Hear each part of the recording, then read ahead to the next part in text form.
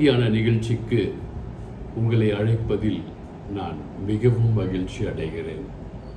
இன்று நாம் பார்க்க போகும் வேத வசனங்கள் இயேசுவை ஏற்றுக்கொள்ளாத பிற மதத்தினர்கள் இயேசுவை ஏற்றுக்கொள்கிறார்கள்.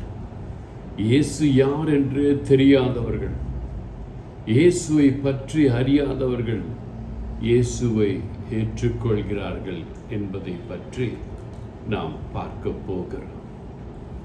ஒரு ஹிந்து முதலியார் பெண், அந்த அம்மையாரின் பெயர் பத்மா முதலியார்.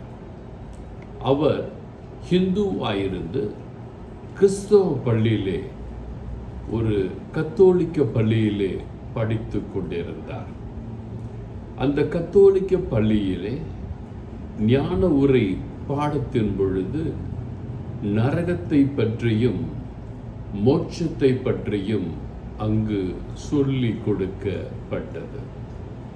இந்த சிறிய பெண் தன்னுடைய வேத நூல்களை படித்திருந்த காரணத்தினாலே, அந்த வேத நூல்கள் பரலோகம் உங்களுக்கு நிச்சயம் என்று சொல்லப்படாத காரணத்தினாலும், பாவம் செய்பவன் பிறவி மேல் பிறவி எடுத்து மறுபிறவி அடைந்து கொண்டே இருப்பான் என்றும், 7 பிறவிகள் இருக்கிறது, அந்த 7 பிறவிகளுக்குள் அவர்கள் பரிபூர்ணமாய் இல்லை என்றால் அவர்கள் நரகத்திற்குத்தான் செல்லுவார்கள் என்றும் சொல்லப்பட்டதை கேள்வியுற்றார்.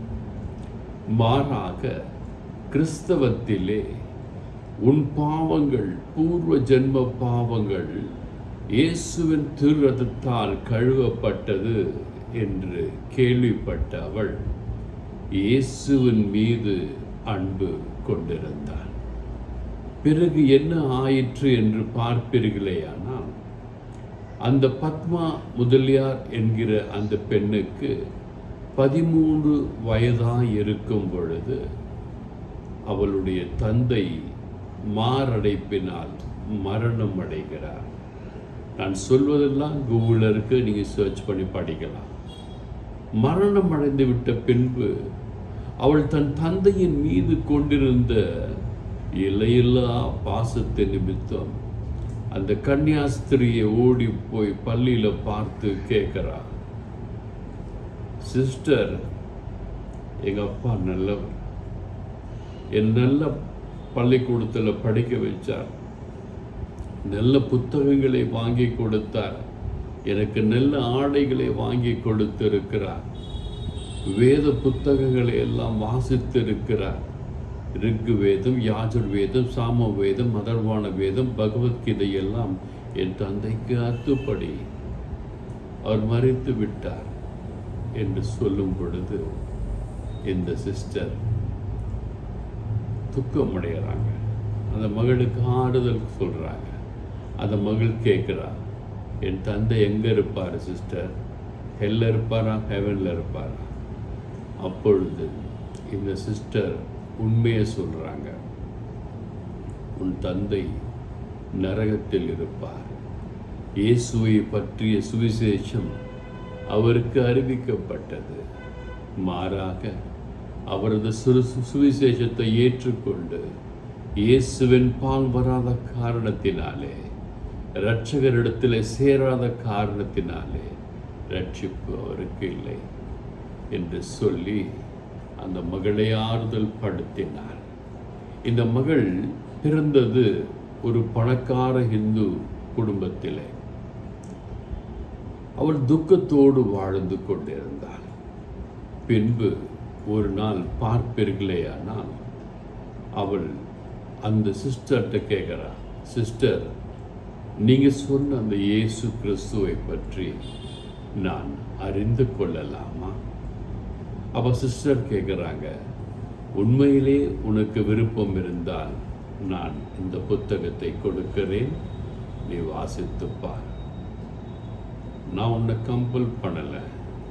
அந்த மகள் பத்மா முதலியார் சொல்கிறாங்க, சிஸ்டர், நானே விருப்பப்பட்டு கேட்கிறேன், இந்த புத்தகத்தை எனக்கு தாருங்களேன். எப்படியாவது இதை வாசித்து நான் பரலோகம் செல்ல வேண்டும், மக்களை எப்படியாவது பரலோகத்திற்கு கொண்டு போக வேண்டும் என்று சொல்லி அந்த பத்மா முதலியார் அந்த புத்தகத்தை வாங்கி, பைபிளை வாங்கி வாசித்து வாசித்து வாசித்து பார்க்க அந்த வேத வசனங்கள் அந்த பத்மா முதலியார் என்கின்ற அந்த மகளின் மனதிலே ஆழமாய் பதிகின்றன.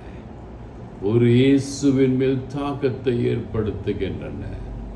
பின்னர் மறுபுறம் நடராஜ முதலியார் என்கிற ஒரு வாலிபனை, பணக்கார வாலிபன், அவன் ஒரு இந்து முதலியார் குடும்பத்தை சார்ந்தவன். இந்த பத்மா முதலியாரை திருமணம் செய்ய போகிறதுக்கு முன்னால் நடந்த நிகழ்வு. இயேசு பாருங்க தேர்ந்தெடுக்கிறார். என்ன அடுத்து அவர் சவுத் ஆப்பிரிக்காவில் இருக்கார், பெரிய பணக்காரர், நல்ல சொத்துக்கள் இருக்கிறது, நல்ல வசதியாக இருக்கிறாங்க, நல்ல ஒரு ஹிந்து டிவோட்டி. அவர் தன்னுடைய தாய் உடல் நலம் இல்லாமல் இருக்கின்ற காரணத்தினாலே இவரும் பகவத்கீதையெல்லாம் நல்லா படிச்சிருக்காரு, வேதங்களை படிச்சிருக்காரு. தாய் சுகமே இல்லை என்று சொன்ன உடனே தன் நாக்கிலே உடம்பிலே எல்லாம் அலகை குத்தி கொண்டு வேலை குத்திக்கிட்டு காவடி எடுக்கிறார்.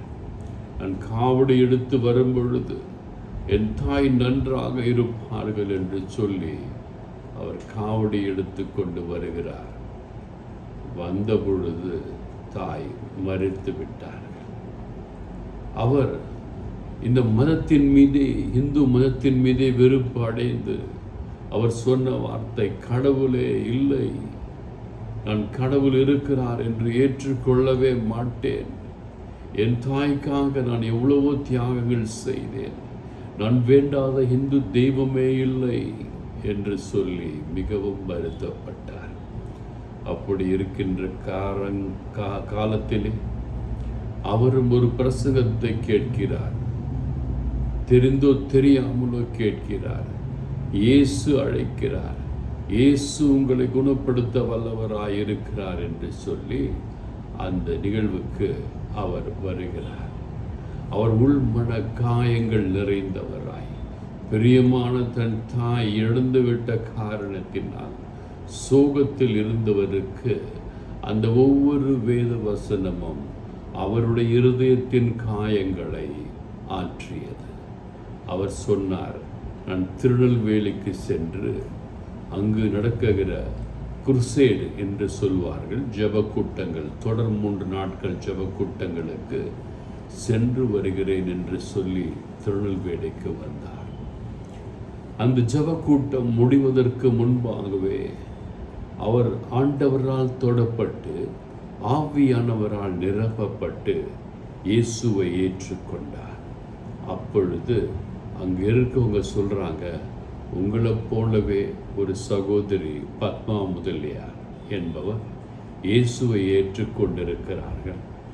அவரை நீங்கள் திருமணம் செய்து கொண்டால் நீங்கள் இருவருமாக ஆண்டவரின் ஊழியத்தை சாட்சியாக செய்ய முடியும் என்று சொல்லி அவர்களை திருமண பந்தத்திலே சேர்த்து வைக்கிறார்கள்.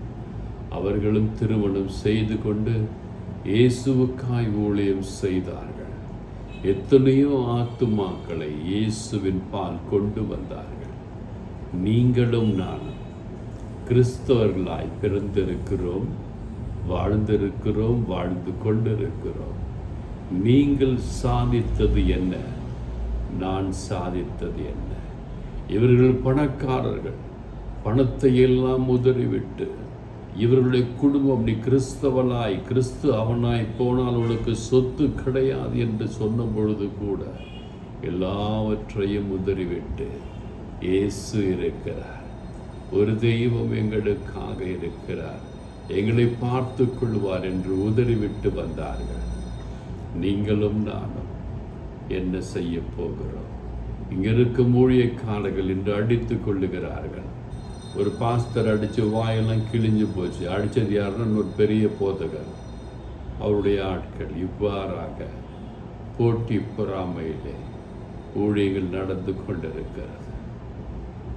போதகர்கள், குருக்கள், கண்ணியர்கள் யாரும் அந்த காலத்தில் இந்த பத்மா முதலியார், இந்த நடராஜ முதலியாரை ஆண்டவருடைய வார்த்தையை சொல்லி அவர்களை மாற்றியது போல் இன்று அவ்வளவாக இல்லை என்று நினைக்கும் பொழுது வேதனையாக இருக்கிறது.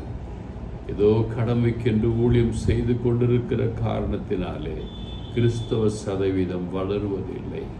பள்ளிகள், கல்லூரிகள், மருத்துவமனைகள் என்று எங்கெல்லாம் காசு வருமோ அங்கெல்லாம் ஊழியம் நடந்து கொண்டிருக்கிறது. மாறாக இயேசு என்ன சொன்னார்? யோவானுக்கு சுவிசேஷம் 3ஆம் அதிகாரம் 16ஆம் வசனம், கடவுள் இந்த உலகத்தை எவ்வளவு அன்பு கூர்ந்தார் என்றால் தன்னுடைய ஒரே மகனை நீங்கள் எல்லோரும் ரட்சிக்கப்பட வேண்டும், நீங்கள் எல்லோரும் கெட்டு போகக்கூடாது, பாவத்திலே மரிக்கக்கூடாது என்று இவ்வுலகுக்கு கொடுத்தார் என்று வேதம் சொல்லுகிறது. அப்போஸ்தலர் நடவடிக்கை 3ஆம் அதிகாரம் 19ஆம் வசனத்தை பார்க்கும் பொழுது, ரிப்பெண்ட், மனம் திரும்பு, தென் பிறகு டர்ன் டு காட், கர்த்தருடைய பக்கம் திரும்பி வா, so that your sins may be wiped off. அவ்வாறு நீ ஆண்டவரை பார்த்து திரும்பி வருவாயானால் உன் பாவங்கள் முற்றிலுமாக கழுவப்படும் என்று வேதம் சொல்லுகிறது.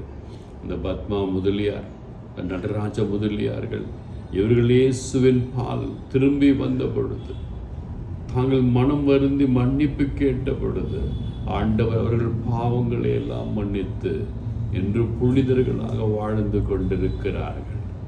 யார் மத்தியிலே?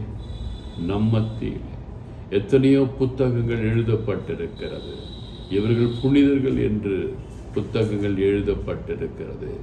இவர்களை பற்றி நிறைய இடங்களிலே பேசுகிறார்கள், பிரசங்கிக்கிறார்கள். இவ்வாறாக இருந்து கொண்டிருக்கிறது.